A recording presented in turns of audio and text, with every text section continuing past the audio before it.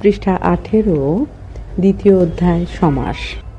অর্থের দিক থেকে পরস্পরের মধ্যে সম্পর্ক আছে এমন দুটি বা তার বেশি পদের এক পদে পরিণত হওয়ার নাম সমাস। সংক্ষেপে এক পদীকরণকে সমাস বলা যাবে। দুটি পদকে মিলিয়ে একটি পদে পরিণত করলে একটি গাম্ভীর্যপূর্ণ শব্দ তৈরি করা যায়। এতে শব্দ ব্যবহারের বিশিষ্টতা বৃদ্ধি পায়। সমাস শব্দের প্রকৃতি প্রত্যয় হল সম অস ব্র্যাকেটে ক্ষেপণ করা যোগ ঘয়, অর্থাৎ সমাস শব্দের অর্থ সংক্ষেপ, সমর্থন, সংগ্রহ, মিলন ইত্যাদি। ছাত্রদের আবাস, ছাত্রাবাস, এখানে অর্থের দিক থেকে পরস্পরের মধ্যে সম্পর্ক আছে। এই রকম দুটি পদ হল ছাত্র এবং আবাস, পাশাপাশি মিলিত হয়ে তৈরি হয়েছে ছাত্রাবাস। ছাত্রদের আবাস দুটি শব্দ অপেক্ষা ছাত্রাবাস শব্দটি বেশি গাম্ভীর্যপূর্ণ। দুটি পদের এক পদে পরিণত হওয়ার অর্থের কোনো ভিন্নত্ব বা পার্থক্য হয়নি। ছাত্রদের এবং আবাস পদ দুটি মিলিত হয়ে সমাস হয়েছে ছাত্রাবাস। এভাবে কত না শব্দকে পাশাপাশি ব্যবহার করে শব্দবিন্যাস বা শব্দ গাম্ভীর্য তৈরি করা যায়। পৃষ্ঠা 19। অতএব বক্তব্য বিষয়কে সহজ এবং মাধুর্যপূর্ণ করে এক পদে পরিণত করার অভিপ্রায়ে সমাসের নির্মাণ ও ব্যবহার, সমাসের মধ্য দিয়ে বাক্যকে ছোট করা যায় এবং বাক্যকে সুন্দরভাবে বলা যেতে পারে। দুটি বা তার বেশি পদকে মিলিয়ে যে পদ তৈরি করা হয় তাকে ব্যাকরণে সমস্ত পদ বা সমাসবদ্ধ পদ বলে। ছাত্র এবং আবাস দুটি ভিন্ন পদ, কিন্তু অর্থের দিক থেকে পরস্পরের কাছাকাছি। ছাত্র পূর্বপদ এবং আবাসকে পরপদ বা উত্তরপদ বলা হয়। এই দুটি পদকে সামান্য সমস্যমান পদ বলা হয়। এই সমস্যমান পদগুলোর মিলিত রূপ হলো সমস্ত পদ বা সমাসবদ্ধ পদ। আবার ছাত্রদের আবাস হলো ব্যাস বাক্য, বিগ্রহ বাক্য বা সমাস বাক্য। সমাসে সমস্যমান পূর্ব পদের ছাত্রদের শব্দের মধ্যে ছাত্র শব্দের সঙ্গে দের বিভক্তি লুপ্ত হয়েছে, কিন্তু ব্যাস বাক্যের প্রয়োজনে বিভক্তি যুক্ত হয়েছে। কখনো কখনো সমাসের আগের পদের বিভক্তি চিহ্ন লুপ্ত হয় না। যেমন নীলকণ্ঠ যার নীলকণ্ঠ। বিশ্বখ্যাত ভাষাবিদ ডক্টর সুনীতি চট্টোপাধ্যায় সমাসকে এক সময় তিনটে ভাগে ভাগ করেন: 1 সংযোগমূলক সমাস, 2 বর্ণনামূলক সমাস, 3 ব্যাখ্যামূলক সমাস। সমাসের শ্রেণীবিভাগ। উত্তরকালে সমাসকে 9টি ভাগে ভাগ করা হয়েছে, যেমন দ্বন্দ্ব, কর্মধারয়, তৎপুরুষ, বহুব্রীহি, দ্বিগু, অব্যয়ভাব, নিত্য সমাস, আলোপ এবং বাক্যাশ্রয়ী সমাস। পূর্বপদ ও পরপদ বা উত্তরপদ। সমস্ত পদের প্রথম অংশকে পূর্বপদ এবং শেষের পদটিকে পরপদ বা উত্তরপদ বলা হয়। যেমন পদঘাট, এখানে পথ পূর্বপদ এবং ঘাট পরপদ বা উত্তরপদ। পাশাপাশি বসে সমাসবদ্ধ পদ তৈরি হলো পদঘাট। এখানে একটি যোজক পদ ব্যবহারের প্রয়োজন হয়েছে, সেটি হলো ও। পদ ও ঘাট পদ দুটিকে ও যোজক পদ দিয়ে যুক্ত করা হলো। 1 দ্বন্দ্ব সমাস। অর্থের দিক থেকে পরস্পর দুটি পদের সম্বন্ধ আছে এমন 2 বা তার বেশি পদ মিলে যদি এক পদে পরিণত হয়, তাহলে ব্যাকরণে এই রকমের মিলনকে দ্বন্দ্ব সমাস বলা হয়। এই সমাসে দুটি পদের অর্থ সমানভাবে প্রতীয়মান হয় বা প্রাধান্য পায়, কোনো একটি পদ বিশেষভাবে গুরুত্ব পায় না। এই সমাসে যে পদ উচ্চারণে এবং বানানে ছোট সেই পদটি আগে বসে, তবে কখনো কখনো এই নিয়মের ব্যতিক্রম দেখা যায়। এই সমাসে সমস্যমান পদগুলোর সঙ্গে ও এবং আর তথা ইত্যাদি যোজক পদ বা অব্যয় ব্যবহার হয়। নানা ধরনের পদের মধ্যে দ্বন্দ্ব সমাস নিষ্পন্ন হতে পারে, যেমন পিতামাতা, পিতা ও মাতা। পিতা পূর্বপদ এবং মাতা পরপদ বা উত্তরপদ। ও একটি যোজক পদ। এখানে দুটি পদের অর্থ সমানভাবে প্রতিষ্ঠা পেয়েছে, কোনটির অর্থ অধিক গুরুত্ব পায়নি। এই সমাসে বিভিন্ন পদের সঙ্গে কাছাকাছি প্রযুক্ত এমন পদও ব্যবহার হতে পারে এবং বিপরীত শব্দও ব্যবহার করা হয়। কাছাকাছি শব্দ পোশাক পরিচ্ছদ, পোশাক ও পরিচ্ছদ। বিপরীত শব্দ সুখ দুঃখ, সুখ ও দুঃখ। বিশেষ পদের সঙ্গে বিশেষ্য পদের মিলন, যেমন মা ও বাপ, মা বাপ, ভাই ও বোন, ভাই বোন। বিশেষণ পদের সঙ্গে বিশেষণ পদের মিলন, যেমন ভালো ও মন্দ, ভালো মন্দ, সাদা ও কালো, সাদা কালো। সর্বনামের সঙ্গে সর্বনাম পদের মিলন, যেমন সে আর আমি, সে আমি, তিনি ও উনি, তিনি উনি। ক্রিয়াপদের সঙ্গে ক্রিয়াপদের মিলন, যেমন হাঁটা ও চলা, হাঁটা চলা, খাওয়া ও আর খেলা, খাওয়া খেলা। পৃষ্ঠা 20। সমান অর্থে বিশিষ্ট শব্দদ্বয়ের মিলন, যেমন হাট ও বাজার, হাট বাজার, জন ও মানব, জনমানব। বিপরীত শব্দদ্বয়ের মধ্যে মিলন, যেমন দিন ও রাত্রি, দিন রাত্রি, শীত ও গ্রীষ্ম, শীত।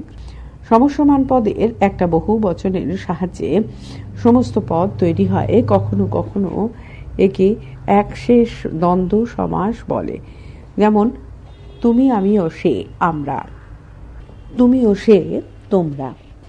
দুয়ের বেশি পদ মিলে এক পদ তৈরি হয়, যা বাংলায় পাওয়া যায়, যেমন হাত পা, নাক ও কান, বারব্রত, দোল দুর্গোৎসব, বারব্রত, দোল ও দুর্গোৎসব। দ্বন্দ্ব সমাসের আরও উদাহরণ ধর্মাধর্ম, ধর্ম ও অধর্ম, যুগ যুগান্তর, যুগ ও যুগান্তর, পদঘাট, পথ ও ঘাট। 2. বহুব্রীহি সমাস। যে সমাসে পূর্বপদে কিংবা পরপদে অর্থ প্রাধান্য না পেয়ে অন্য কোনো পদের অর্থ প্রাধান্য পায় তাকে বহুব্রীহি সমাস বলে। বহুব্রীহি শব্দটি সমাসবদ্ধ বহু অর্থে অনেক এবং ব্রীহি অর্থে ধান। এক্ষেত্রে একত্রে অনেক ধান বোঝানো হলেও আসলে অনেক অনেক ধান আছে যে ব্যক্তি তিনি বহুব্রীহি। এর ব্যাসবাক্য বহুব্রীহি আছে যার বহুব্রীহি সমাস, যেমন নীল পূর্বপদ, কণ্ঠ পরপদ বা উত্তরপদ। এই সমসমান পদ দুটি মিলে সমাসবদ্ধ পদ হল নীলকণ্ঠ। কিন্তু ব্যাসবাক্যে বিশ্লেষণ করার সময় বলতে হবে নীলকণ্ঠ যার, অর্থাৎ নীল বা কণ্ঠ পদদ্বয়কে না বুঝিয়ে নীলকণ্ঠ যার অর্থাৎ মহাদেবকে বোঝানো হয়েছে। এবার বিনা পানি শব্দের মধ্যে বিনা পূর্বপদ এবং পানি উত্তরপদ বা পরপদ। এই দুটি পদ যখন পাশাপাশি বসে সমাসবদ্ধ হলো এবং ব্যাসবাক্য তৈরি করার সময় তৈরি হলো বিনা পানিতে যার। এখানে কেউ বিনা হাতে বসে থাকলে হবে না, কেবল সরস্বতীকে বোঝাতে এই সমাসবদ্ধ পদটি ব্যবহার হবে। বিনা পানি সমাসবদ্ধ পদে দুটি পদের কোনোটাই প্রাধান্য বা গুরুত্ব না পেয়ে অন্য একটি পদ প্রাধান্য পায়, সেজন্য এটি বহুব্রীহি সমাস। নীলকণ্ঠ সমাসবদ্ধ পদে পূর্বপদ নীল এবং পরপদ বা উত্তরপদ কণ্ঠ। সমাসবদ্ধ হলে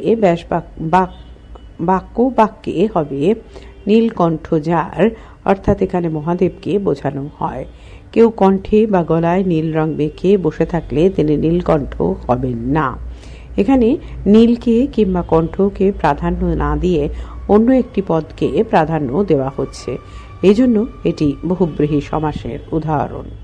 এরকম ফণীভূষণ, এখানে পূর্বপদ ফণী এবং পরপদ ভূষণ, অর্থাৎ ফণী যার ভূষণ বা অলঙ্কার তাকে ফণীভূষণ বলা হবে। বেদে বা সাপুরিয়া গলায় সাপ জড়িয়ে বসে থাকলে তিনি ফণীভূষণ হবেন না। সমাসবদ্ধ পদটিতে মহাদেব বা মনসাকে বোঝানো হয়, অর্থাৎ পূর্বপদ এবং পরপদ কাউকে প্রাধান্য না দিয়ে অন্য কোনো বিষয়কে বোঝায় বলে এটি বহুব্রীহি সমাসের অন্তর্ভুক্ত। পৃষ্ঠা 20।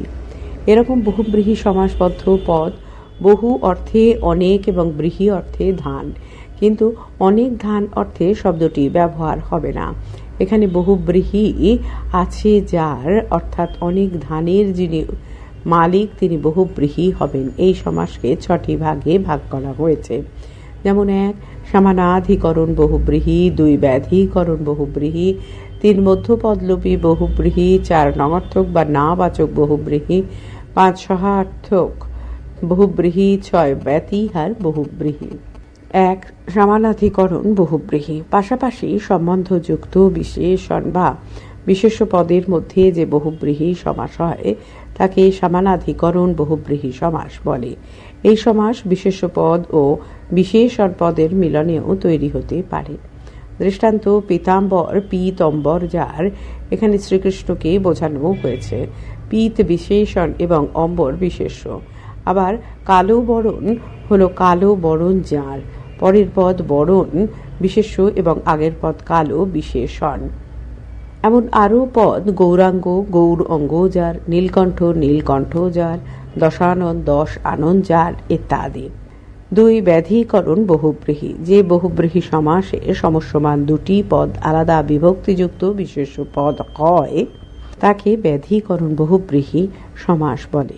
এই সমাসে পূর্বপদ বা আগের পদে বিভক্তি থাকে না এবং পরের বা উত্তর পদে অধিকরণ কারকে এ এবং কে বিভক্তি যুক্ত হয়। দুটি পদের বিভক্তি আলাদা বলে একে ব্যাধিকরণ বলা হয়। বি, অধিকরণ। দৃষ্টান্ত: বিনা পানি বিনা পানিতে যার, সরস্বতীকে বোঝানো হয়েছে। এই উদাহরণটি আগেই ব্যবহার হয়েছে। এখানে আগের পদ বিনার সঙ্গে কোনো বিভক্তি নেই, কিন্তু পরের পদ পানির সঙ্গে অধিকরণ কারকে তে বিভক্তি যোগ করা হয়েছে এবং এটি বিশেষ্য পদ। শূল পানি শূল পানিতে যার, খড়গ পানি খড়গ পানিতে যার, পদ্মনাভ পদ্ম নাভিতে যার, ঊর্ণ নাভ ঊর্ণ মানে লালা নাভিতে যার ইত্যাদি। তিন, মধ্যপদলোপী বহুব্রীহি। যে বহুব্রীহি সমাসে ব্যাস বাক্য তৈরির সময় মধ্যের পদটি লোপ পেয়ে যায় তাকে মধ্যপদলোপী বহুব্রীহি সমাস বলে। দৃষ্টান্ত: চাঁদ মুখ, চাঁদের মতো সুন্দর মুখ যার, দেখুন হাসি, দেখা মাত্র হাসি যার, কমলাক্ষ কমলের মানে পদ্মর মতো আঁখি বা চোখ যার, কপোতাক্ষ কপোতের মানে পাখি বা পায়রার মতো অক্ষি যার ইত্যাদি। পৃষ্ঠা 22। চার, নঙর্থক বহুব্রীহি বা নাবাচক বহুব্রীহি। যে বহুব্রীহি সমাসে নঙর্থক বা নাবাচক কোনো অব্যয় পদের সঙ্গে বিশেষ্য পদের সমাস হয় তাকে নঙর্থক বহুব্রীহি সমাস বলে। দৃষ্টান্ত: নির্জন নেই জন যেখানে, অপুত্র অপুত্রক নেই পুত্র যার, অ অর্থে না বা নয়, অথই থই নেই যার, নিখুঁত খুঁত নেই যার, নিটোল নেই টোল যার বা টোল নেই যার, নির্দয় দয়া নেই যার বা নেই দয়া যার ইত্যাদি। পাঁচ, ব্যতিহার বহুব্রীহি। একই বস্তু বা উপায় আশ্রয় করে পাশাপাশি এক জাতীয় কাজ করা বোঝালে, বিশেষভাবে লড়াই বা যুদ্ধ বা একই পদের বারবার বলাকে ব্যতিহার বহুব্রীহি সমাস বলে। যেমন লাঠালাঠি, লাঠিতে লাঠিতে যে লড়াই বা পরস্পর লাঠির দ্বারা লড়াই বা যুদ্ধ। কানাকানি, কানে কানে যে কথা, চুলোচুলি চুলে চুলে ধরে যে যুদ্ধ। কাটাকাটি, পরস্পরকে কাটা। আড়াআড়ি, পরস্পরের মধ্যে আড়ি। রক্তারক্তি, দরাদরি ইত্যাদি। অনেক সময় ঘোরাঘুরি, মাঝামাঝি, আড়াআড়ি, গড়াগড়ি ইত্যাদি শব্দকে ব্যতিহার বলার চেষ্টা হয়, কিন্তু এগুলো শব্দদ্বৈতের উদাহরণ। ব্যতিহার বহুব্রীহি সমাসের উদাহরণ বলা যাবে না।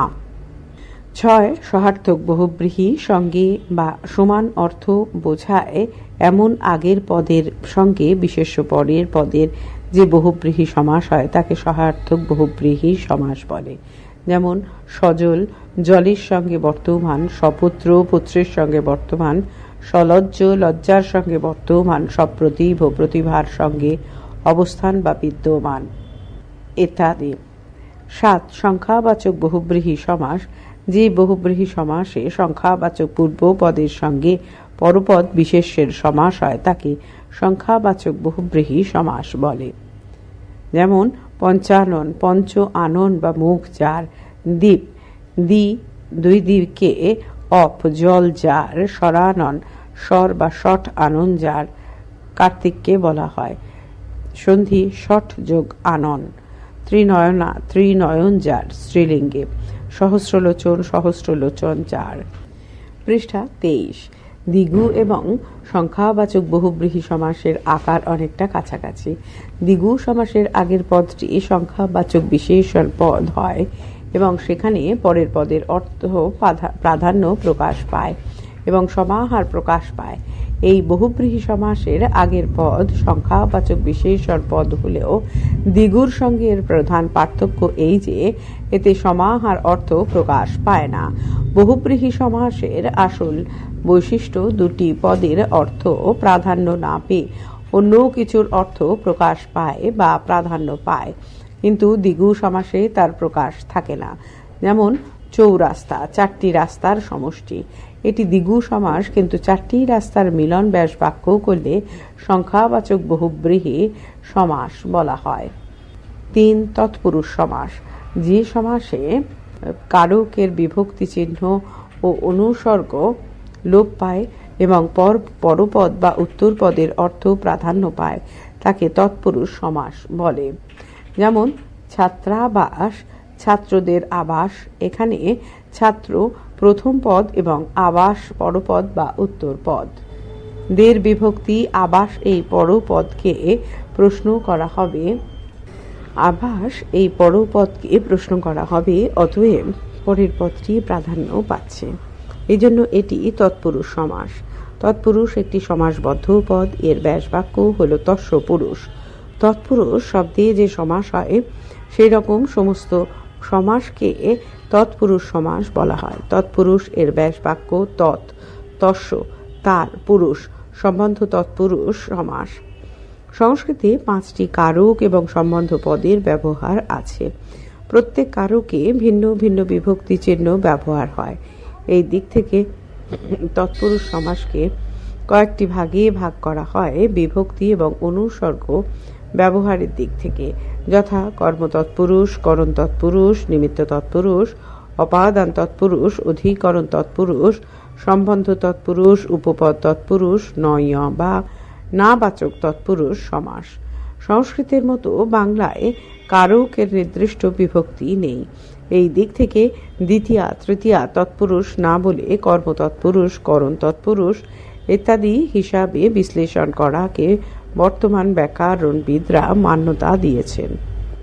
1. কর্ম তৎপুরুষ। যে তৎপুরুষ সমাসে আগের পদের কর্মকারকের কে বিভক্তি লোপ পায় এবং পরপদের অর্থ প্রাধান্য পায় তাকে কর্ম তৎপুরুষ সমাস বলে। দৃষ্টান্ত: লোক দেখানো, লোককে দেখানো; লুচি ভাজা, লুচিকে ভাজা; রথ দেখা, রথকে দেখা; কলা বেচা, কলাকে বেচা; বিস্ময়াপন্ন, বিস্ময়কে আপন্ন; দেবদত্ত, দেবকে দত্ত; কাঠ কাটা, কাঠকে কাটা; হাত দেখা, হাতকে দেখা ইত্যাদি। কর্মকারকে যেমন ব্যাপ্তি বা কাল জ্ঞাপক বিভক্তি ব্যবহার হয়, তেমন কর্ম তৎপুরুষ সমাসে প্রথম পদ বা কাল বা ব্যাপ্তি বোঝানো হয় এবং অবস্থা বোঝায় এমন বিশেষণ বা ক্রিয়া বিশেষণ হিসেবে ব্যবহার না হলে সমস্ত পদটিকে কর্ম তৎপুরুষ হিসাবে চিহ্নিত করা হয়। যেমন ক্ষণস্থায়ী, ক্ষণকাল ব্যাপী, স্থায়ী; চিরশত্রু, চিরকাল ধরে শত্রু; দিগন্ত বিস্তৃত, দিগন্ত ব্যাপিয়া বিস্তৃত; বিশ্বযুদ্ধ, বিশ্বব্যাপিয়া যুদ্ধ ইত্যাদি। 2. করণ তৎপুরুষ। যে তৎপুরুষ সমাসে করণ কারকের বিভক্তি চিহ্ন লোপ পায় এবং পরপদের অর্থ প্রাধান্য পায় তাকে করণ তৎপুরুষ সমাস বলে। পৃষ্ঠা 24।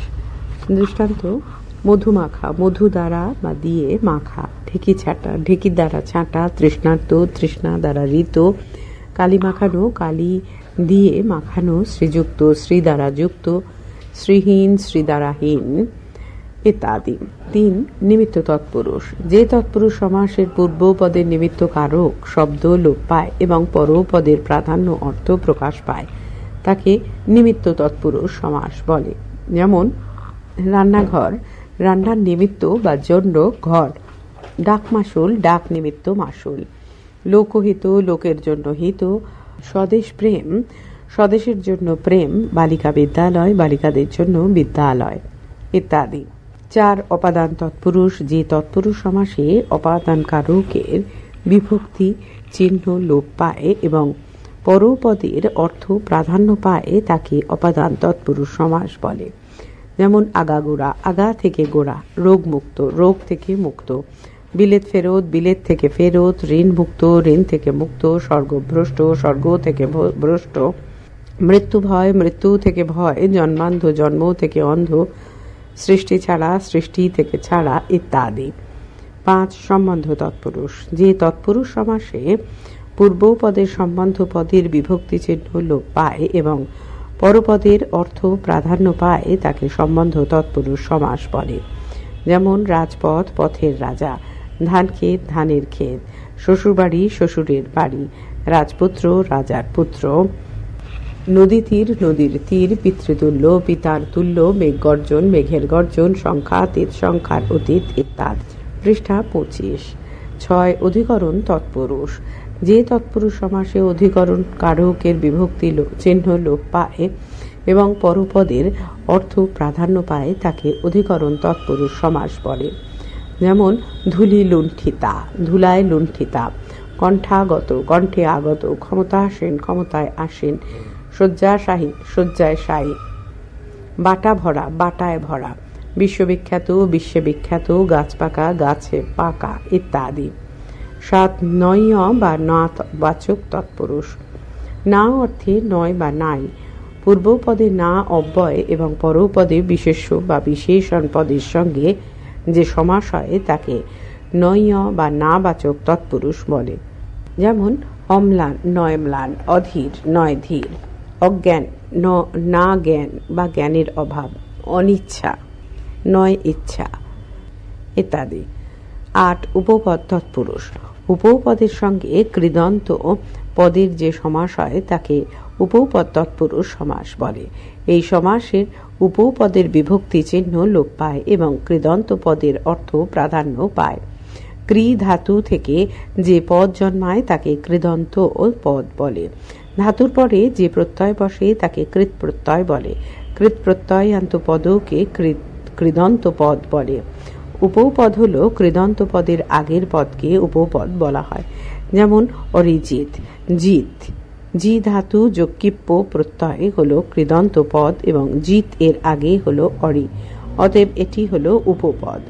যেমন খেচর, খ তে ব্র্যাকেটে আকাশ বিচরণ করে যে; খদ্যোত, জোনাকি; খ কে আকাশ দ্যুতিময় করে যে; অগ্রজ, অগ্রে জন্মগ্রহণ করে যে; অশ্বারোহী, অশ্বে আরোহণ করে যে; ইন্দ্রজিৎ, ইন্দ্রকে জয় করে যে; জিতেন্দ্রিয়, ইন্দ্রিয়কে জয় করে যে; পঙ্কজ, পঙ্কে জন্মগ্রহণ করে যে; সর্বনাশা, সর্বনাশ করে যে; বর্ণচোরা, বর্ণকে চুরি করে যে; সব্যসাচী, সব্য ব্র্যাকেটে মাম ব্র্যাকেট ক্লোজ দ্বারা সচন কাজ বা কার্য করে যে; অরিন্দম, অরিকে দমন করে যে; অশ্বারোহী, অশ্বে আরোহণ করে যে; শারদা, সার দান করেন যিনি; মৃত্যুঞ্জয়, মৃত্যুকে জয় করেন যিনি ইত্যাদি।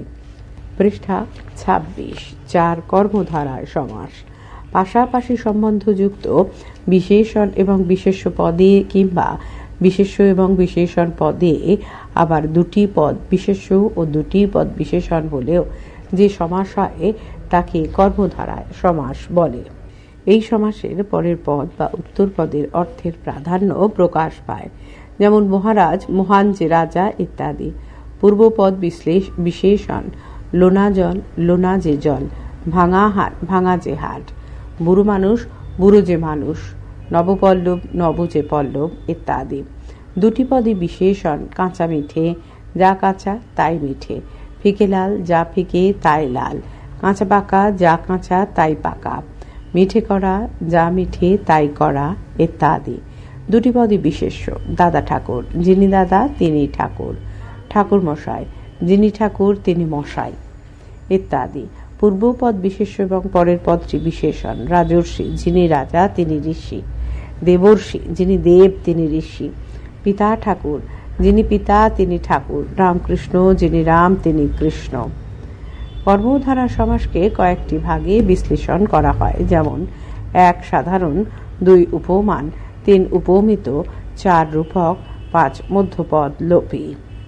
1 সাধারণ কর্মধারয় সমাস।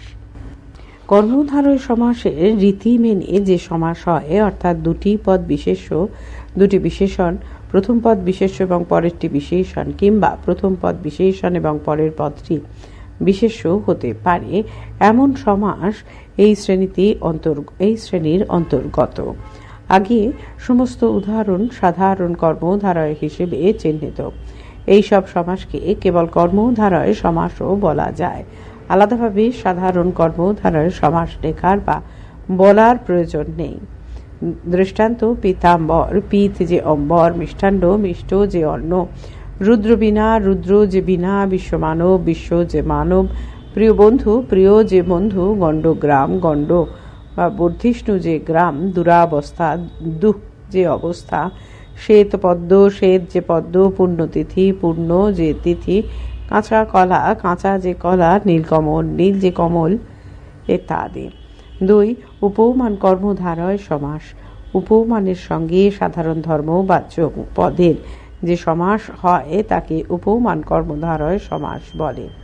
দুটো আলাদা বস্তুর মধ্যে তুলনায় সময় যাকে তুলনা করা হয় তাকে বলে উপমেয়, আর যার মধ্যে দিয়ে উপমা করা হয় তাকে উপমান বলে। দুটির মধ্যে যে সাধারণ বৈশিষ্ট্য থাকে তাকে সাধারণ ধর্ম বলে। যেমন কালো, মিশির মতো কালো, উপমেয় কালো, উপমান মিশি এবং সাধারণ ধর্ম মতো।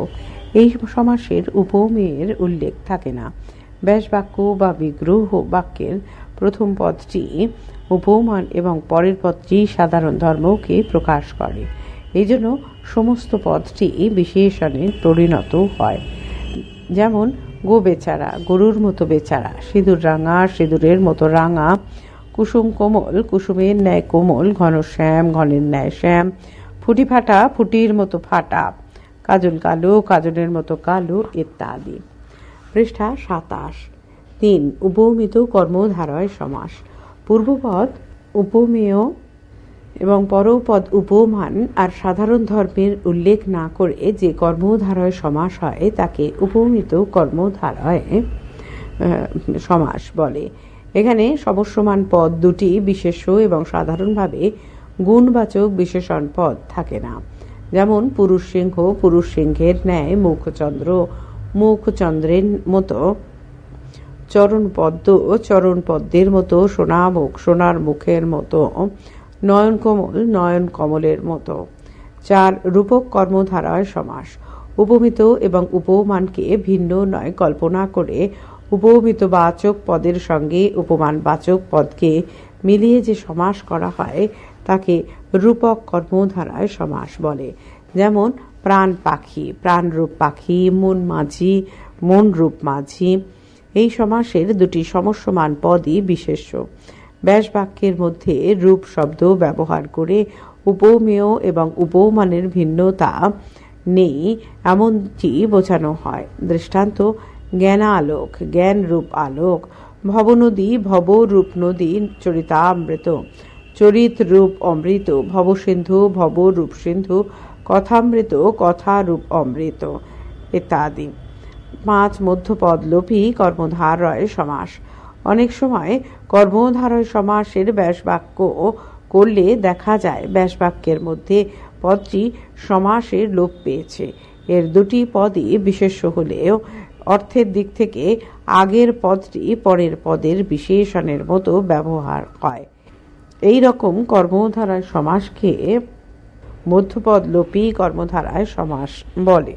দৃষ্টান্ত: সিংহাসন, সিংহ চিহ্নিত আসন, জয়ধ্বনি, জয়সূচক ধ্বনি, পলান্ন, পল, মাংস মেশানো অন্ন।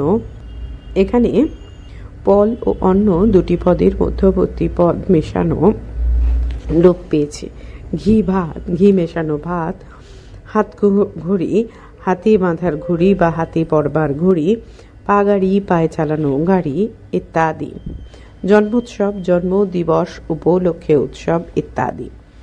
5. দ্বিগু সমাস। যে কর্মধারায় জাতীয় সমাসে আগের পদটি সংখ্যাবাচক বিশেষণ এবং পরের পদটি বিশেষ্য তাকে দ্বিগু সমাস বলে। এই সমাসে পরপদের অর্থের প্রাধান্য থাকে। যেমন তেপান্তর, তিনটি প্রান্তরের সমাহার।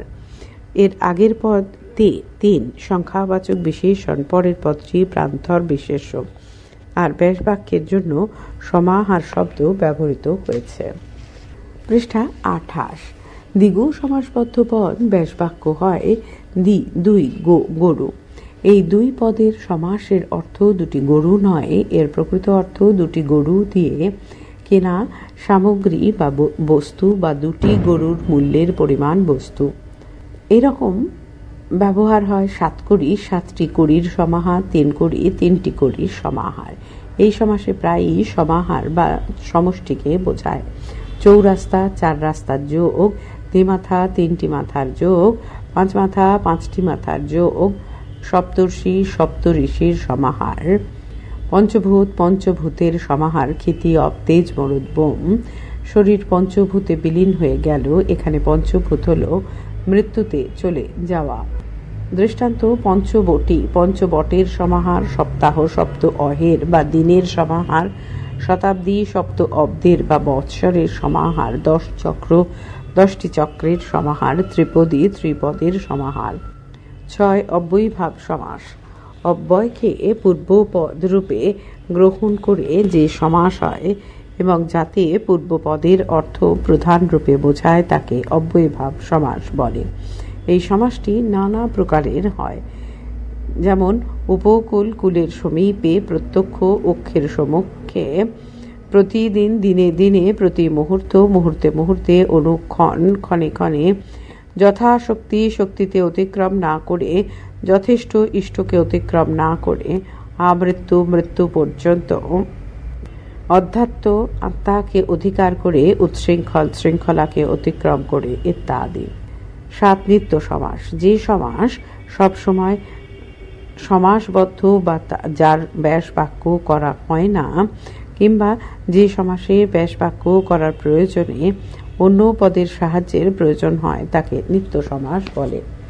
পৃষ্ঠা 29। যেমন গ্রামান্তর অন্য গ্রাম, যুগান্তর অন্য যুগ, মন্বন্তর অন্য মনু, চিহ্নমাত্র কেবল চিহ্ন, একটি মাত্র কেবল একটি, কিছু মাত্র শুধু কিছু, দিনান্তর অন্য দিন, গ্রহান্তর অন্য গ্রহ ইত্যাদি। 8 আলোপ সমাস। ভুল, অলোপ সমাস। যে সমাসের সমস্ত পদে আগের পদের বিভক্তি লোপ পায় না তাকে অলোপ বা অলুক সমাস বলে। অ অর্থে না এবং লুক অর্থে লোপ। বিভিন্ন সমাসের মধ্যে অলোপ সমাসের ব্যবহার হয়, যেমন অলোপ দ্বন্দ্ব, অলোপ তৎপুরুষ, অলোপ উপপদ এবং অলোপ বহুব্রীহি। এইসব সমাসকে আলাদা করে সমাসের মধ্যে আলোচনা করা যায় না। যেমন অলোপ দ্বন্দ্ব পথে ঘাটে, পথেও ঘাটে, হাতে পায়ে, হাতেও পায়ে, বুকে পিঠে, বুকেও পিঠে, দুধে ভাতে, দুধেও ভাতে, বনে বাদারে, বনেও বাদারে ইত্যাদি। 2 অলোপ তৎপুরুষ। হাতে গড়া, হাতে গড়া, মেঘে ঢাকা, মেঘে ঢাকা, হাতে আঁকা, হাতে আঁকা, পাথরের বাটি, পাথরের বাটি, পাথরের বাটি, হাতে গরম, হাতে গরম ইত্যাদি। 3 অলোপ উপপদ। জালে পড়া, জালে পড়েছে যে বা যা, কলেজে পড়া, কলেজে পড়েছে যে, রোদে পড়া, রোদে পুড়েছে যে বা যা, গায়ে পড়া, গায়ে পড়েছে যে, পাতে পড়া, পাতে পড়ে যা ইত্যাদি। 4 অলোপ বহুব্রীহি। গায়ে হলুদ, গায়ে হলুদ দেওয়া হয় যে অনুষ্ঠানে, হাতে খড়ি, হাতে খড়ি দেওয়া হয় যে অনুষ্ঠানে, মুখে ভাত, মুখে ভাত দেওয়া হয় যে অনুষ্ঠানে, মাথায় ছাতা, মাথায় ছাতা যার ইত্যাদি। 9 বাক্যাশ্রয়ী সমাস। প্রত্যেক ভাষার মধ্যে নতুন নতুন শব্দ তৈরির প্রবণতা বা উৎসাহ দেখা যায়। ব্যবহারের মধ্য দিয়ে নতুন নতুন শব্দ তৈরি হয় এবং এই সব শব্দ ভাষায় সৌন্দর্য বাড়ায়। বাংলা ভাষায় নিয়ম নতুন নতুন শব্দ তৈরির প্রবণতা দেখা যাচ্ছে, যা প্রত্যেক জীবন্ত ভাষার বিশেষ বৈশিষ্ট্য। যেমন বসে আঁকো প্রতিযোগিতা, বসে আঁকার প্রতিযোগিতা, সম্বন্ধ তৎপুরুষ সমাস। বাক্যাশ্রয়ী সমাস আসলে মিশ্র সমাসবদ্ধ পদ। পাশাপাশি কয়েকটি পদ ব্যবহার করে একটি বাক্যকে প্রকাশ করা যায়। বাক্যাশ্রয়ী সমাসকে বিশ্লেষণ করলে যা পাওয়া যায় তা হলো সব পেয়েছির আসর, রক্তদান শিবির, কৃষক সভা, শ্রমিক সংগঠন, চক্ষু অপারেশন শিবির ইত্যাদি। 1. রক্তদান শিবির, রক্তের দান সম্বন্ধ তৎপুরুষ সমাস, তার জন্য নিমিত্ত শিবির, নিমিত্ত তৎপুরুষ সমাস। 2. কৃষি উন্নয়ন শিবির, কৃষির উন্নয়ন সম্বন্ধ তৎপুরুষ সমাস, তার জন্য নিমিত্ত সভা, নিমিত্ত তৎপুরুষ সমাস। 3. সবুজ বাঁচাও কমিটি, সবুজকে বাঁচাও কর্ম তৎপুরুষ সমাস, তার কমিটি সম্বন্ধ তৎপুরুষ সমাস। 4. চক্ষু অপারেশন শিবির, চক্ষুর অপারেশন সম্বন্ধ তৎপুরুষ সমাস, তার শিবির সম্বন্ধ তৎপুরুষ সমাস। 5. সব পেয়েছির আসর, সবকে পেয়েছি কর্ম তৎপুরুষ সমাস, তার আসর সম্বন্ধ তৎপুরুষ সমাস। পৃষ্ঠা 30 হাতে কলমে। প্রশ্ন 1. সমাস কাকে বলে? বাংলা ব্যাকরণে সমাসকে ক ভাগে ও কি ভাগে ভাগ করা হয়েছে? 2. উদাহরণ দিয়ে বোঝাও সমস্যমান পদ, সমস্ত পদ ও ব্যাস বাক্য। 3. তৎপুরুষ শব্দটির সাধারণ অর্থ কি? ব্যাস বাক্য সহ তৎপুরুষ কি সমাস বোঝাও। 4. আচার্য সুনীতি কুমার চট্টোপাধ্যায় সমাসকে কটি এবং কি ভাগে ভাগ করেছেন? 5. সমাস শেখার প্রয়োজন পড়ে কেন? 6. সমাস শব্দটি প্রকৃতি প্রত্যয় নির্ণয় করো। ব্যাকরণে ভাষার কোন প্রক্রিয়াকে সমাস বলে চিহ্নিত করা হয়? 7. বহুব্রীহি শব্দের অর্থ কি? ব্যাকরণের দিক থেকে কিভাবে এই শব্দটি ব্যবহৃত? ব্যাকরণে শব্দটির ব্যবহারের কারণ উদাহরণ দিয়ে বোঝাও। 8. নিচের ব্যাস বাক্যের সমাসবদ্ধ রূপ দেখাও। নীলকণ্ঠ যার পথ ও ঘাট, লোককে দেখানো কৃষক ও মজুর, আগা থেকে গোড়া, মধু দিয়ে মাখা বামনদের পাড়া, স্নানের উদ্দেশ্যে যাত্রা, অসি দ্বারা যুদ্ধ, বিলেত থেকে ফেরত, আকাশের বাণী, সংখ্যার অতীত, মিলের অভাব নয় আদর, নিশা করে যে, জাদু করে যে, পণ্ডিত যে জন, মহৎ যে জন, কৃতি জ্ঞাপক মন্দির, শোকরূপ সিন্ধু, নদী মাতা যার, শক্তিকে অতিক্রম না করে ইন্দ্রিয় জয় করে যে, বোধ নেই যার। 9. নিচের পদগুলোর ব্যাস বাক্য তৈরি করে সমাস নির্ণয় করো। জ্ঞানালোক, গৌরাঙ্গ, লৌহপিঞ্জর, হাত ব্যাগ, চৌমোহনী, বদমেজাজ, হীরের আংটি, সদর্প, পল্লান, ভিক্ষান্ন, গঙ্গাজল, রায় সাহেব, মুড়িমুড়কি, খাল বিল, অনাথ সৃষ্টি, শ্রীহীন, রাজর্ষি, দশানন, দুধে ভাতে। 10. নিচে বাক্য থেকে সমাসবদ্ধ বেছে নিয়ে ব্যাস বাক্য সহ সমাস নির্ণয় করো। ছাড়োদার,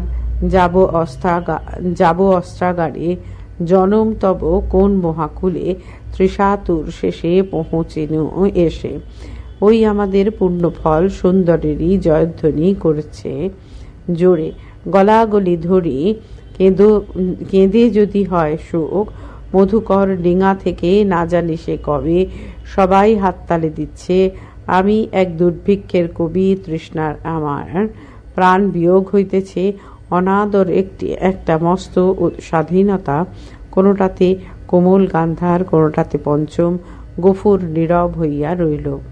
11. ভিন্ন ভিন্ন ভাবে বাক্যে প্রয়োগ করে দেখাও। ক. নিত্য সমাস, খ. বাক্যাশ্রয়ী সমাস, গ. মধ্যপদলোপী কর্মধারায়, ঘ. অলোপ সমাস। প্রশ্ন 12. উদাহরণ দিয়ে বোঝাও উপপদ তৎপুরুষ সমাস, নয় বহুব্রীহি সমাস, উপমান কর্মধারয় সমাস, ব্যতিহার বহুব্রীহি সমাস, সংখ্যাবাচক বহুব্রীহি সমাস, সহার্থক বহুব্রীহি সমাস।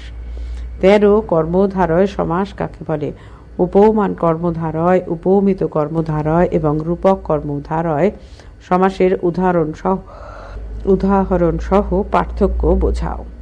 প্রশ্ন 14. বহুব্রীহি সমাসের কটি ভাগ? প্রত্যেক ভাগের দুটি করে উদাহরণ দিয়ে বুঝিয়ে দাও। প্রশ্ন 15. তৎপুরুষ সমাস কাকে বলে? প্রত্যেক তৎপুরুষ সমাসের দুটি করে উদাহরণ দিয়ে বুঝিয়ে দাও। দ্বিতীয় অধ্যায় সমাস এখানেই শেষ হলো। তৃতীয় অধ্যায় বাক্য পরবর্তী ফাইলে।